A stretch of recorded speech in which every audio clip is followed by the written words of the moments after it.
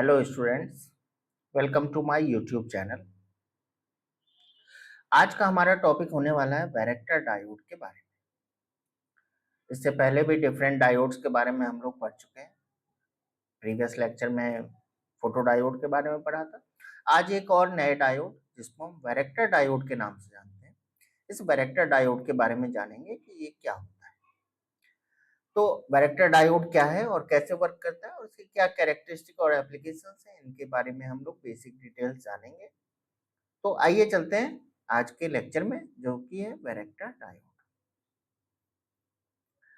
Varactor diode है क्या, सबसे पहले हम लोग इसकी बात करेंगे।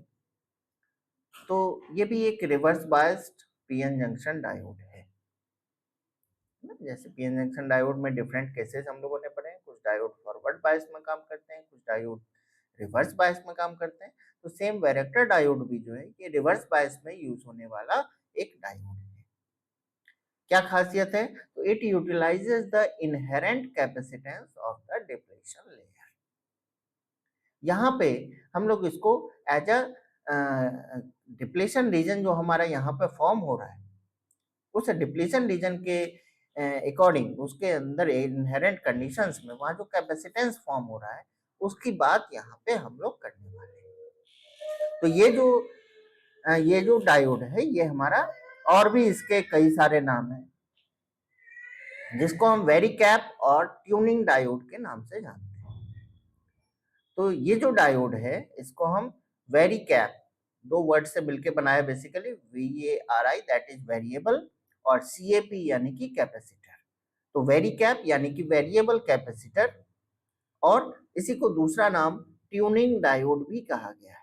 ट्यूनिंग डायोड क्योंकि इसके जो एप्लीकेशंस हैं वो हम लोग देखते हैं ट्यूनिंग के लिए बहुत ज्यादा यूज करते हैं, मतलब डिफरेंट फ्रीक्वेंसी मैचिंग के लिए हम लोग इसका, जिसको ट्यूनिंग बोलते हैं, उसके लिए हम लोग इसको यूज करते हैं।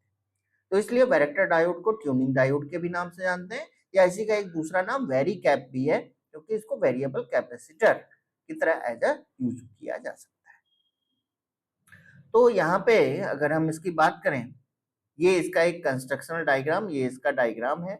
इस तरह का फॉर्मेट में हमें ये वैरेक्टर डायोड देखने को मिलता है। और इसके सिंबल की बात करें तो ये इसका सिंबल दिया गया है। तो सिंबल में क्या करते हैं, एक डायोड की तरह तो हम लोग बनाते हैं, लेकिन इसके आगे ये एक कैपेसिटर का जो सिंबल हम लोग बनाते हैं, उसी तरीके का ये एक सिंबल इसके साथ ऐड कर दिया जाता है। तो डायोड और कैपेसिटर यानी कि ये एक वैरेक्टर डायोड को फॉर्म करता है। तो ये इसका एक सिंबल होता है, जिस सिंबल को हम लोग इस तरीके से बनाते हैं। तो दो तीन चीजें यहाँ पे आ गई कि पहली चीज ये एक रिवर्स बायस पीएन जंक्शन है। दूसरी बात, यहाँ पे जो डिप्लीशन लेयर है वो इनहेरेंट कैपेसिटेंस की तरह यहाँ काम होगा, और इसी की वजह से इसका नाम वेरिएबल कैपेसिटर यानी कि वेरिकैप भी कहेंगे, और इसको ट्यूनिंग डायोड के नाम से भी जानेंगे। बात करेंगे इसके इक्विवेलेंट सर्किट की। तो ये जो वैरेक्टर डायोड है, एक्चुअली बेसिकली ये एक वोल्टेज वेरिएबल कैपेसिटर की तरह काम कर रहा है। जैसा कि मैंने कहा कि वेरिकैप वेरिएबल कैपेसिटर की तरह काम कर रहा है, तो वोल्टेज जो भी हम अप्लाई कर रहे हैं उसके अकॉर्डिंग इसकी कैपेसिटेंस वेरी कर रही है, और इसलिए वोल्टेज वेरिएबल कैपेसिटर की तरह काम करता है। इसकी जो सीरीज अगर हम बात करें, वैरेक्टर डायोड की जो सबसे बेसिक सीरीज है वो है मोटोरोला MV209 सीरीज। ऐसे तो अलग अलग कंपनीज की और भी आती है, लेकिन सबसे ज्यादा मोस्ट कॉमनली यूज्ड जो हमारा वैरेक्टर डायोड है वो मोटोरोला MV209 सीरीज की आती है, जिसको हम लोग डिफरेंट एप्लीकेशंस में यूज करते हैं। अगर हम इसके इक्विवेलेंट सर्किट की बात करें, तो यहाँ पे इसका इक्विवेलेंट सर्किट जिसके अंदर एक सीरीज रेजिस्टेंस, ये रेजिस्टेंस हम लोग देख रहे हैं, RS से इसको डिनोट कर सकते हैं, और एक वेरिएबल कैपेसिटेंस। तो वेरिएबल कैपेसिटेंस ये इस तरीके का, जिसको हम CT से डिनोट कर सकते हैं। तो एक रेजिस्टेंस और वेरिएबल कैपेसिटेंस, इनको हम सीरीज में लगाते हुए इसका इक्विवेलेंट सर्किट हम दिखा सकते हैं। उस वैरेक्टर डायोड का अपना कुछ रेजिस्टेंस होगा, उसकी एक वेरिएबल कैपेसिटेंस की वैल्यू होगी, जो हम दोनों यहाँ पे दिखा सकते हैं। तो इस तरीके से सीरीज में इसका इक्विवेलेंट सर्किट ये बन जाएगा। इसके बाद बात करेंगे कि यहाँ पे जो डिप्लीशन रीजन फॉर्म होगी, आखिर हम इसको वेरिएबल कैपेसिटर की तरह क्यों कह रहे हैं? क्योंकि यहाँ तो P type N type semiconductors हैं, डिप्लीशन रीजन्स हैं, तो आखिर इसको वेक्टर वेरिएबल कैपेसिटर क्यों कह रहे हैं? तो इसके लिए इस डायग्राम को देख के हमें समझना होगा कि यहाँ जो डायग्राम है जिसमें पी टाइप लेयर होती है और एन टाइप लेयर्स होती लिए इन दो लेयर्स को, ये दोनों हम लोग कैपेसिटर के प्लेट की तरह मानते हैं। मतलब पी टाइप रीजन जो होगा ये एक प्लेट होगी, एन टाइप रीजन जो होगा ये दूसरी प्लेट होगी। जैसे कैपेसिटर में भी एक क्या होता है, प्लस वाला प्लेट होता है, दूसरा माइनस वाला प्लेट होता है। तो सेम यहाँ पी रीजन जो है वो पॉजिटिव प्लेट की तरह काम कर रही है, एन रीजन जो है ये नेगेटिव प्लेट की तरह काम कर रही है। तो ये दोनों प्लेट्स की तरह काम कर रहे हैं, और उन दोनों प्लेट्स के बीच में कैपेसिटर में क्या होता है, तो डाइलेक्ट्रिक्स भरे होते हैं, डाइलेक्ट्रिक मटेरियल होते हैं। तो यहाँ जो ये डिप्लीशन रीजन है, ये depletion region as a dielectric की तरह हमारा वर्क कर रहा है। तो इसका जो ये पीएन जंक्शन डायोड हमारा बन रहा है यहाँ पे, वो सेम एज अ कैपेसिटर की तरह काम कर रहा है, यानी कि पी टाइप और एन टाइप दो प्लेट्स की तरह हो गए, और बीच में हमारा डाइइलेक्ट्रिक जिसको हम डिप्लीशन रीजन कह रहे हैं वो एज अ डाइइलेक्ट्रिक की तरह वर्क कर रहा है। तो जब हम रिवर्स बायस कंडीशन में डिप्लीशन रीजन जो है वो acts as a capacitor dielectric की तरह काम कर रहा है, और पी और एन रीजन जो है ये कैपेसिटर प्लेट की तरह। तो इसीलिए हम ये बैरेक्टर डायोड जो है इसको वेरिएबल कैपेसिटर की तरह काम कर रहे हैं। ठीक है, खास बात ध्यान रखने की, यहाँ पे वोल्टेज बाइसिंग जो हो रही है वो रिवर्स बाइस में ही हमें यूज करना है, तभी ये ऑपरेट होगा। डाइइलेक्ट्रिक यानी कि डिप्लीशन रीजन की विड्थ ज्यादा से ज्यादा होगी तो डाइइलेक्ट्रिक प्रॉपर वर्क करेगा, तभी ये हमारा एज अ कैपेसिटर की तरह काम करेगा। अगर फॉरवर्ड बाइस में रखेंगे तो ये डाइइलेक्ट्रिक प्रॉपर नहीं होगा, तो कैपेसिटर की फंक्शनिंग नहीं हो पाएगी। बात करेंगे वर्किंग की, किस तरीके से हमारा वर्क कर रहा है। तो जब हम रिवर्स वोल्टेज इंक्रीज करेंगे, रिवर्स वोल्टेज ही अप्लाई करना है, फॉरवर्ड तो करना ही नहीं है, तो रिवर्स कंडीशन में जब हम इसको रखेंगे और इस वोल्टेज को जब हम इंक्रीज करेंगे, तो रिवर्स वोल्टेज इंक्रीज करने से क्या होता है, डिप्लीशन रीजन हमारा क्या होता है, वाइडन होता है। तो डिप्लीशन रीजन की विड्थ और ज्यादा बढ़ेगी, और जब डिप्लीशन रीजन की विड्थ अगर इंक्रीज हो रही है तो इसका मतलब हमारा क्या हो गया, कैपेसिटर के डाइइलेक्ट्रिक की थिकनेस इंक्रीज हो रही है, और डाइइलेक्ट्रिक अगर थिकनेस हो रही है, इंक्रीज हो रही है, तो इसका मतलब कैपेसिटेंस हमारा क्या हो रहा है, रिड्यूस हो रहा है। जिसमें डाइइलेक्ट्रिक की थिकनेस जितनी ज्यादा उसका कैपेसिटेंस वैल्यू उतनी ही कम।